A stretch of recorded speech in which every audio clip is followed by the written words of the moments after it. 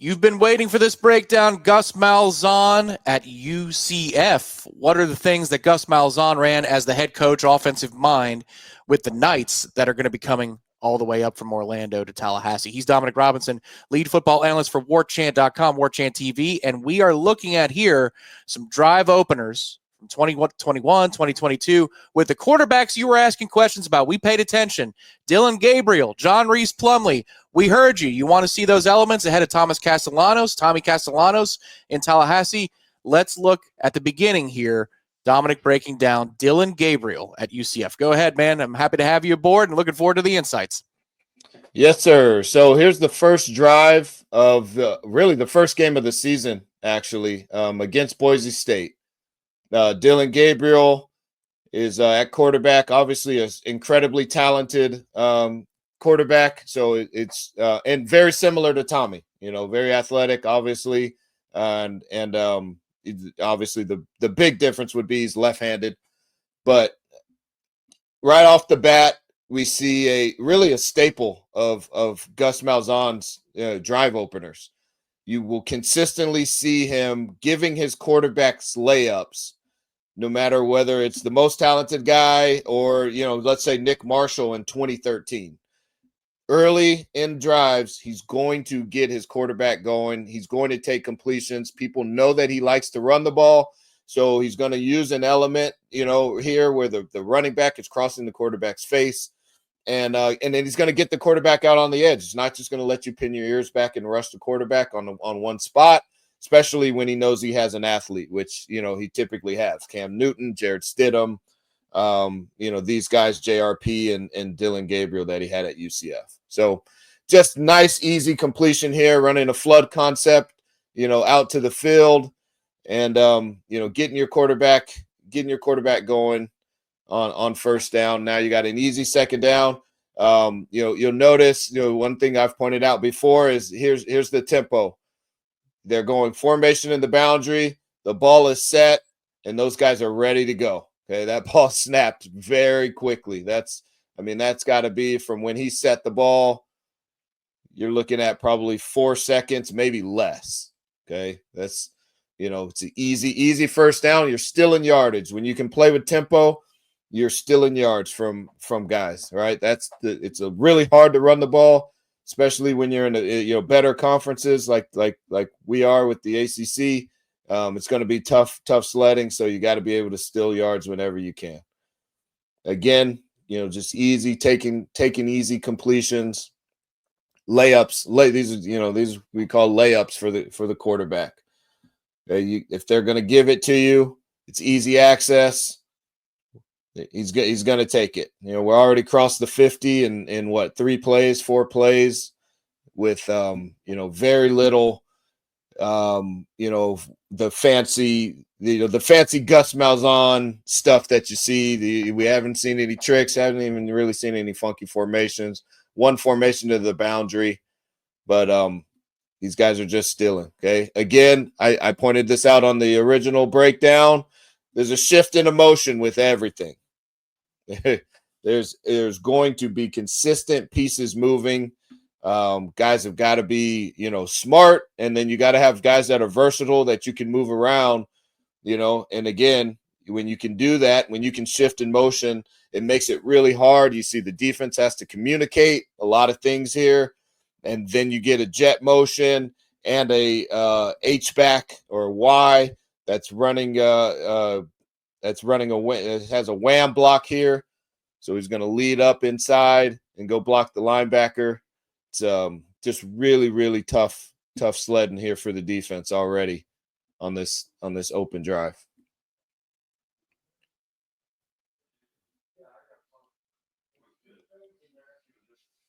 So a little tempo running inside zone. Okay, you'll see a lot of inside zone, especially with tempo. Make it easy, make the rules easy for the offensive line. Something that they know they can do. We didn't see a lot of freeze at Auburn, and then I'm seeing at UCF, you're seeing a little bit more freeze where the quarterback's at the line. They're resembling a snap. Like they're going to snap the ball, and then he's going to check check the sideline to make sure we get him in the proper play.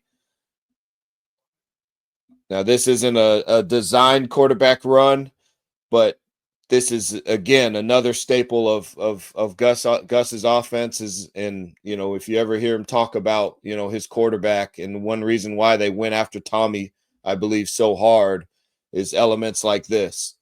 Is if we're going to play fast, our quarterback has to make us right every once in a while, because I can't get us in the perfect play call.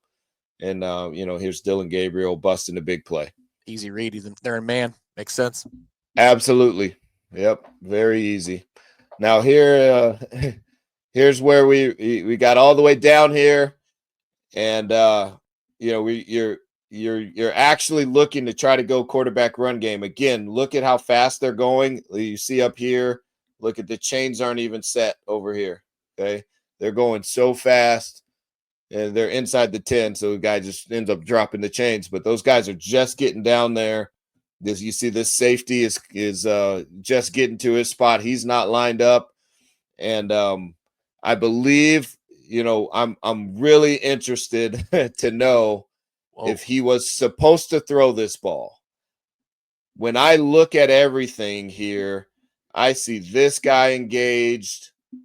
I see this guy going downfield.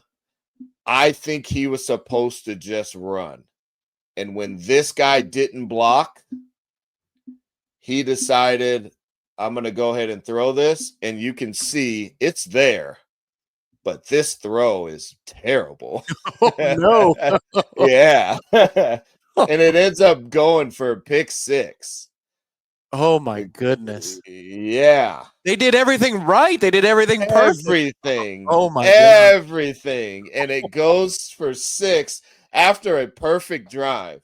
So that one hurts. But there's nothing. I mean, this is obviously not an offensive coordinator's fault. This is just one guy just completely, peeing down his leg right here.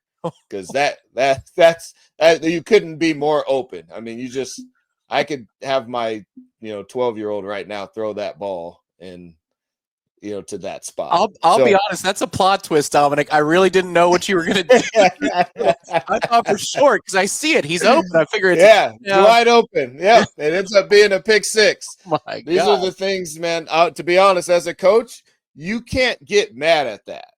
Like that's one of those where you just have to go, you know what? I mean, that guy's going to play in the NFL, and he just missed a 5-yard throw that a 10-year-old could make, They end up going down here in this game 24-7, and they end up winning. But so that's how that drive started. Not ideal.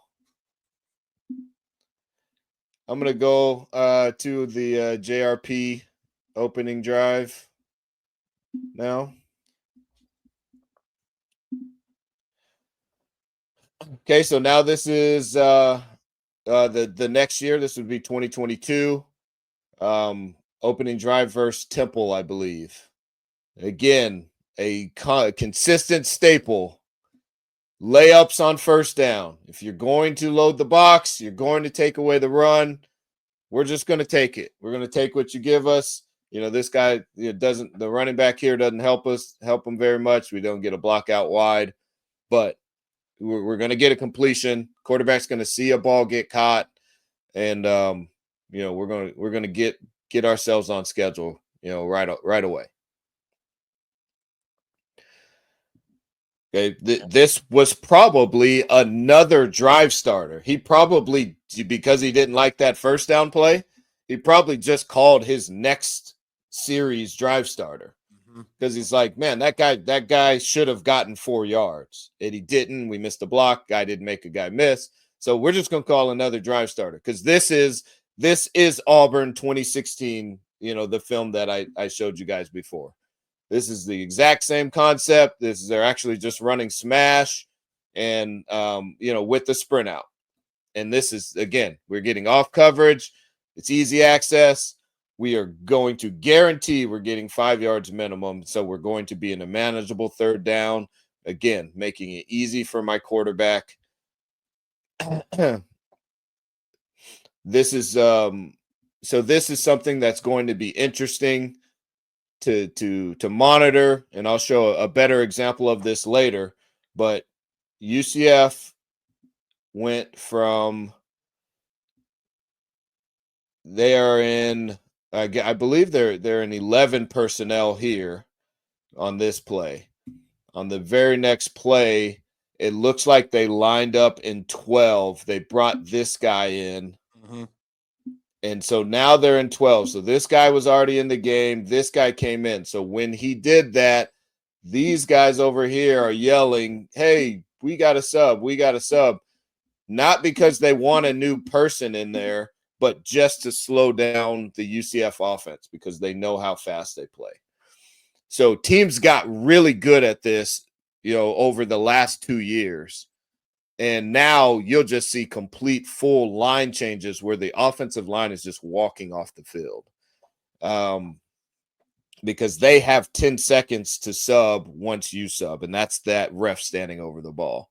Right. So it'll be interesting to see with Florida State, how does Gus decide whether he wants to play with extremely fast tempo and not sub as much, or if he feels like getting into 12 for certain plays will be beneficial and slowing down and making those personnel changes will be worth defenses, slowing down the offense's tempo. But here they get into this 12 personnel set that I love. I'll show you later. I'll show you this consistent concept that they come back to when they get in this formation. It is a concept that I actually ran a couple years ago when I was the offensive coordinator. I got it from Sark. Sark and I actually workshopped a bunch of stuff out of it, and it's exactly what Gus Malzahn is using here, and it is killer. Is when Sark had Bijan and they were super talented, back there in the backfield. They had Rashawn Johnson, I believe his name was. And, when you have a talented back like that and a good quarterback, you can run this this set that's pretty nasty. But so Gus used this, multiple times in the game, and we'll show you. But I just wanted to point out again on this drive, the tempo going fast. And even though the defense tried to slow him down here, was an easy first down, on the inside zone, and there's an RPO that's attached to that. A nice creative. Different people call this different things. So I've heard it called dash pass before, and so instead of just a straight sprint out, essentially, if you get something easy access here, quick game, you could run hitch or slant, you'll throw it. And then that allows time for these guys to get vertical, and you can run sort of deeper routes than on a typical sprint out like we saw earlier when they just ran smash. So it gives guys time, and it holds defenders. You can see all these defenders get held in here, and it allows him space on this out over here. So I love this. I actually use this also. It's a very, very, very good concept. I believe it's Chip Kelly might have been the guy that made it, kind of made it big a couple years ago, probably 5 years ago. But this dash pass is really good. Hold the boundary throw. You see the guy runs a hitch, but he's getting press coverage. So then you sprint out late. So now your timing on your out is so much better. You can get a deeper cut instead of just running quick game with your sprint out. So you're moving the pocket. I can guarantee you will see this with Tommy. This is one reason why I loved having this clip on here. Was this is a real creative way to move the spot. Again, these guys, the pass rushers at this point, they all think they're rushing to the normal spot. Right. Because he doesn't sprint out right away. If he sprints out right away, this guy is out here on the edge. This guy probably tries to get to this gap, but we don't know that that's where he's going. So, you give yourself angles, especially when you have an athlete like JRP or like Tommy. So now you see how he can beat that angle on the edge. and he doesn't even get blocked. But because of where the quarterback sets up, he's going inside now, and now he can beat him. If he were to just sprint out right away, he wouldn't beat him. So that's a great concept that I would fully expect to see, and we've seen with Tommy's film, he's very good. You see, here's an example of the defense holding up the offense. Their offense is ready to go, but they made a substitution. Gus Malzahn, you're going to see jet sweeps and reverses. You will see jet sweeps and reverses. That is a guarantee. I actually call this a fly sweep. But this goes to passing yards, which is always pretty cheap because it's forward. But try to get your speed, your playmakers on the edge as quickly as possible. You need less blocks. Going back to the Auburn film, we saw this literally exact play, and I saw this with Dylan Gabriel. We saw it on what was a pass play called, and but quarterback draw. Okay, we will see this, and Tommy will be brilliant in this. When you get man coverage, or you get any sort of pressure look, so they're actually going simulated pressure here, so they're just rushing 4. But the middle of the field is wide open. And this guy's a really good athlete. So you're going to get great angles. And like I said, we saw it with Jared Stidham at Auburn, who's not as good of an athlete as this guy is. But I think this will be a staple of the FSU 2025 offense. It looks like it's built for him, Dominic. Absolutely. Yeah. No, absolutely. You can almost do this in reverse sequence and say, who is this built for? Yeah, no, you can. And I'll be honest, if you just pull up our breakdown of Tommy, you'll see a very similar play. Very similar to this play also.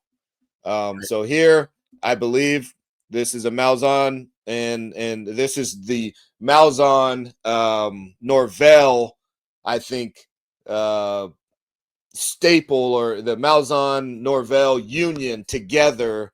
I think you're going to see this. I think Norvell loves empty.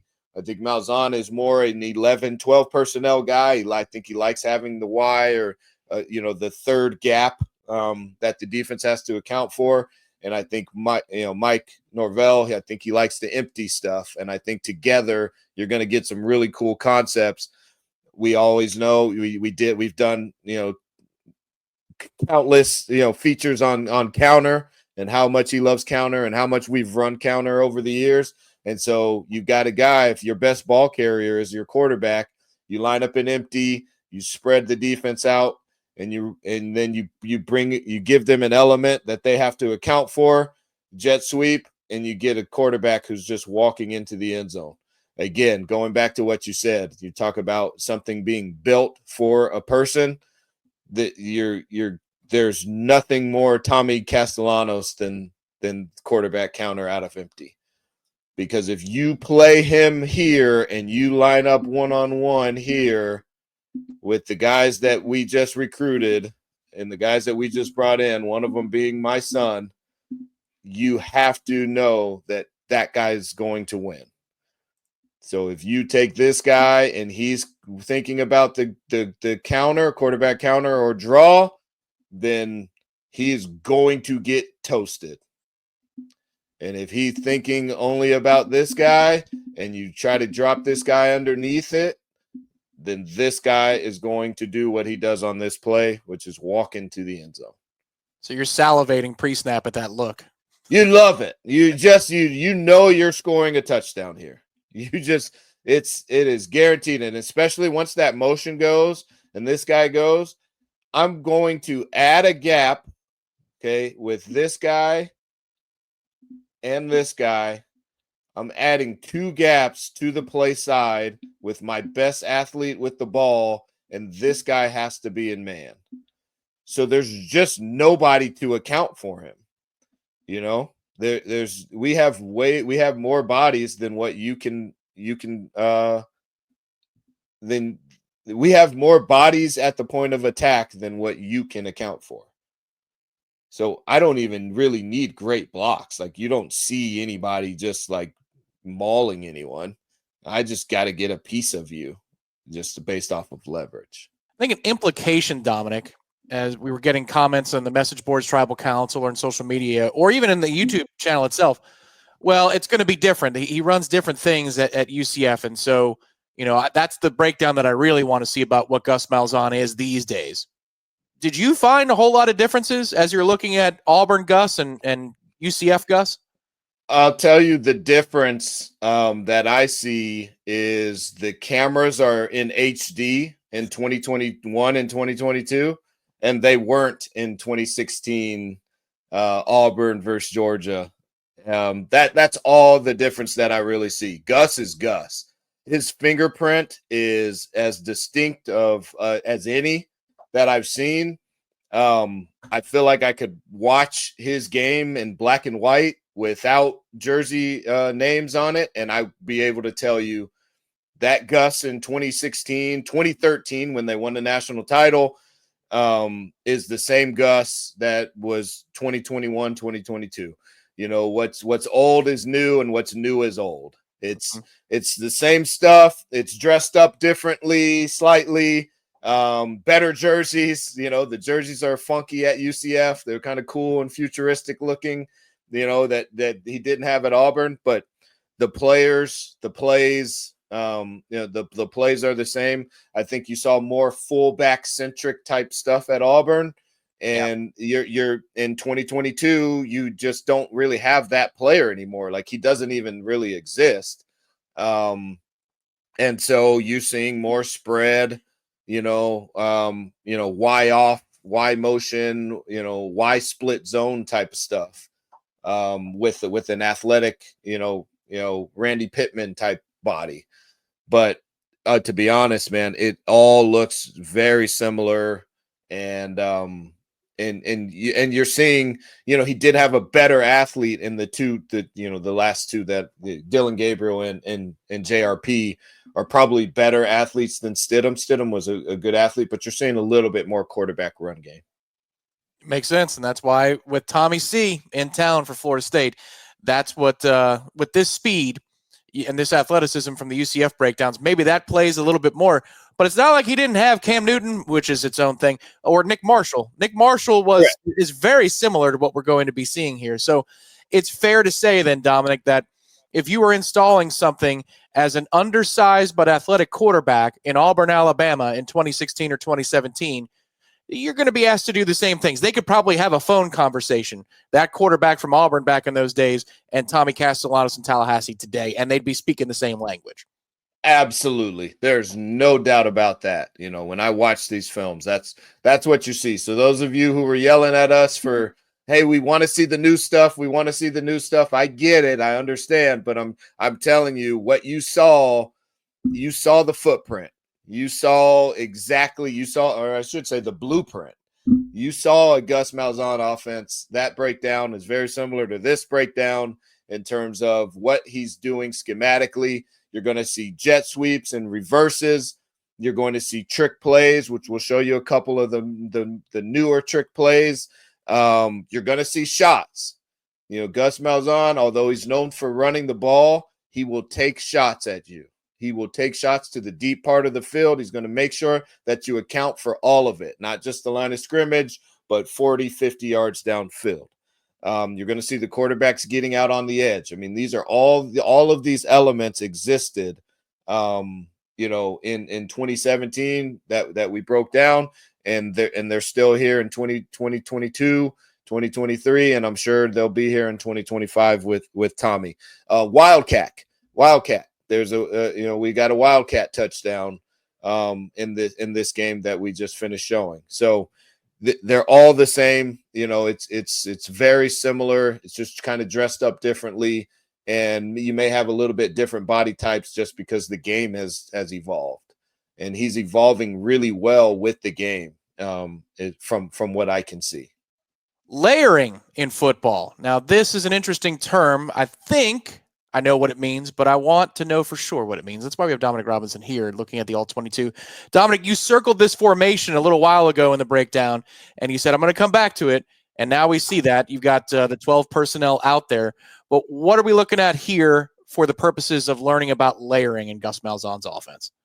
Yeah, so essentially these guys, one, they know how fast they're going. They know that they're going fast. And so what you want to do is get the defense, your opposition, comfortable with when you line up in this formation, you're doing this. So what I'm doing as a coach is I'm going to show you a layer of this play. And now I'm going to know that you've banked that in your memory, and I will come back to it. So once you have that information, now I know, okay, I can begin to manipulate you. So we're going to go fast here. Again, they're subbing. They're lined up in that same formation, and they know here's the reaction that I'm going to get. Okay, so in this case, they end up running the same play.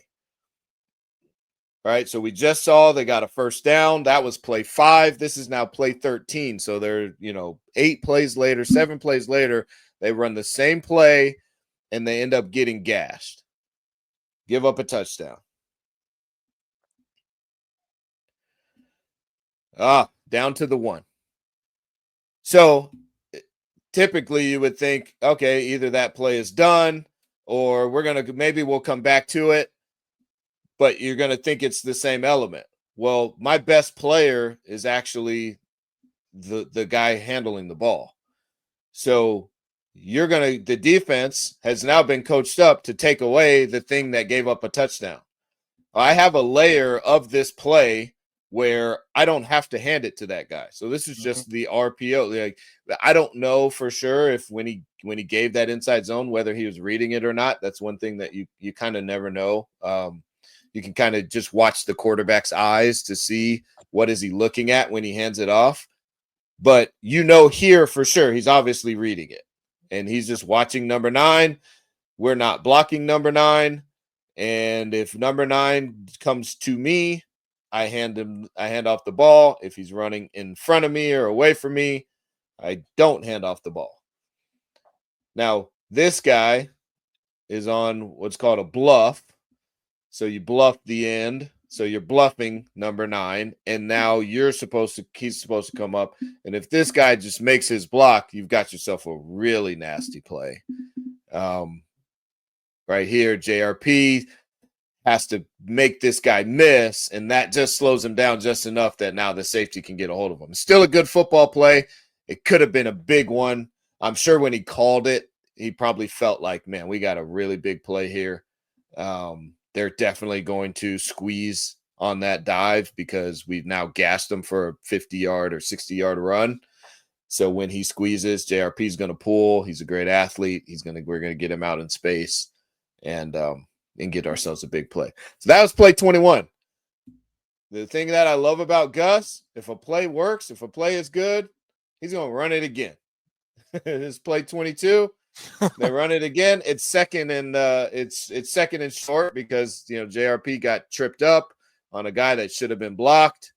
And now this time you see the end doesn't squeeze, so they're forcing him to hand this ball off, and they just didn't do a good enough job blocking inside. There's an unblocked guy that came up from the linebacker. This number 77 is supposed to climb, or maybe 72. One of these guys, either right guard or right tackle, is supposed to get to that backer. He doesn't. And so they end up not getting good play. But I love that about Gus is that he is not going to he's not going to get cute. If a play works, then it works. So that was play 22. Now here we are on play 31. So we're just 9 plays later. We're right back to it. Here's another layer of the play. Okay, you've already seen, we've seen the dive given. We've seen so all this is triple option football. And this is obviously, with me being a wideout, this is my favorite option of the play or my favorite layer of the play.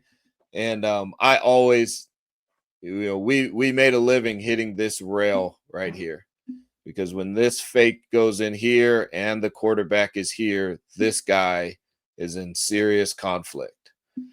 And because he came from such depth this time, he actually gets beat, but he's so far that he's able to recover, and that guy doesn't run by him. But you got yourself a really good, easy play.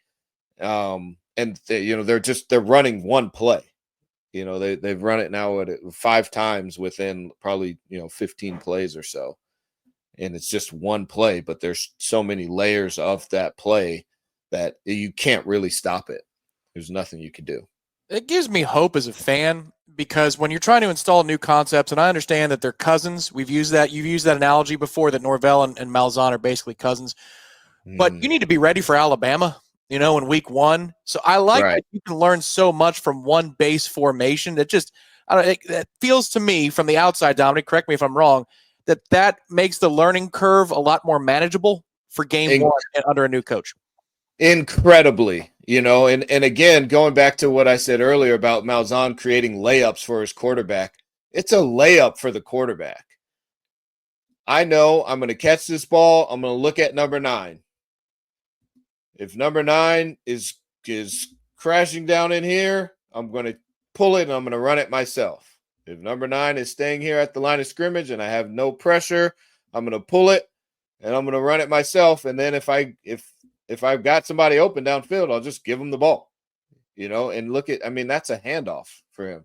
Yeah. We saw Dillon Gabriel miss that handoff earlier for a pick 6, but there's no quarterback in the country that can't complete that pass. And those are valuable yards. You're looking at a 14-yard gain on second and short. Those are yards that are hard to come by. So yes, absolutely. Installing that stuff is huge. When you can eat up 1, 2, 3, 4, 5 plays, and those were all positive plays, with essentially one formation. And this is in a Gus Malzahn offense where there's a shift in emotion on everything. There was no shift or motion on any of those plays.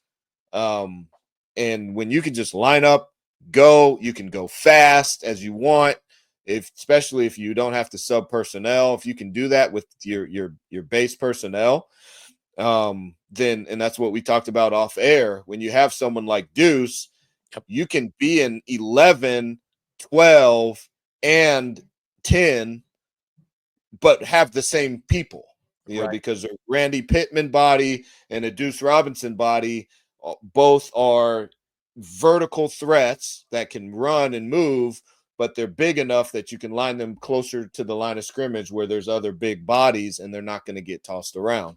So it gives you this level of versatility where you don't have to sub, which means that you can play faster and teams can't sub their guys in and out and match your personnel, because they don't have the body type that can run with a guy that, can run 21, 22 miles per hour. A lot of stuff today, breakdown-wise, is around the line of scrimmage, and we're going to discuss this more as time goes on. But Dominic was telling me off the screen that just because he's going to be run heavy and Gus Malzahn likes to run the football doesn't mean that all of the passes are going to be around the line of scrimmage. Do I have that right, Dominic? There's going to be some downfield to this offense. Absolutely. And, there'll be some creativity. A lot of people will know and understand that, hey, there's, in the Mike Norvell offense, there was a lot of wide receiver screen game, and so Gus will use that. And here's an example of showing a screen here, out to the field. And this is actually a Norvell concept that we've seen before. Usually we'll see it to number 1. This one, they're actually pumping it to number 2, and number 3 is running the rail route. And good little easy pitch and catch right here. This guy, this is a pretty deep throw, a pretty wide throw. He's throwing from the wide hash, but when the guy's that open, that's a good little concept that Gus has drawn up here, and great execution and a big time touchdown for him. Yeah, it seems to me that if you bring in a guy like Squirrel White who's got a lot of speed. Jalen Lucas apparently is healing up very nicely with his top-end speed. Mekhi Danzy got moved to receiver, and he's got that track speed that we looked at the All-22 last year. That even made you go, whoa, he can fly. He's currently with Florida State track. And then you've got a downfield body like, I don't know, somebody that came in from the West Coast named Robinson. It would seem to behoove Florida State to have vertical shots in this offense. Yeah, and you'll see that. There's plenty of that with Gus. A lot of times it's off of some really creative, run concepts where he'll show like he's running counter. They'll pull a guard, getting guys, getting their quarterbacks out on the edge where they're not just drop back. That's the one thing that you'll notice too. If they're going to throw it 30 times, I would say you're probably seeing drop back pass less than half of those. Yeah. It's either going to be some sort of sprint out, dash pass, roll out, play action. The pocket's going to move. It's not just going to be, or it's going to be quick game. It's just going to be, a now screen, where he's taking the ball from under center and he's getting out quick. It's not going to be, 3 or 5 step drops out of the gun and, from one launching point. The launching point just moves consistently in a Gus Malzahn offense, that you can't just have guys rushing, wide rushing to a spot, because that spot is not going to be where the ball gets thrown from.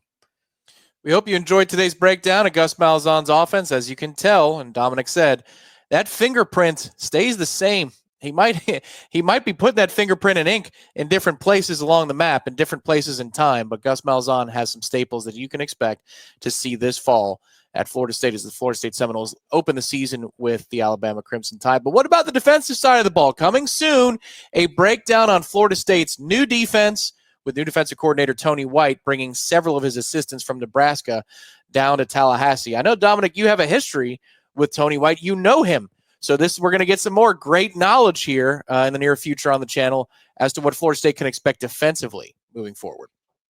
Yes, I'm excited, man. Tony is a dynamic coach, a dynamic person, a great person, and his defenses are a lot of fun, and it's going to be really different. Way less stagnant, a lot of moving pieces, a lot of hybrids and versatility, and guys, doing multiple things. So I'm excited about introducing you guys to him and what he brings schematically to the program.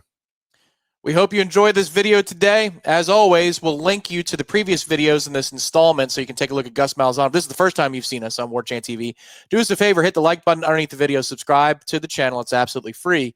But if you want to see just what we're talking about and just how Dominic has proven that there are similarities between Gus Malzahn every stop of the way, those videos are going to be at the bottom in our comments section. If you got thoughts on it, feel free to leave us a comment as well. We love the feedback, and we will see you very, very soon right here on Warchant TV. Dominic, thanks for the time, as always.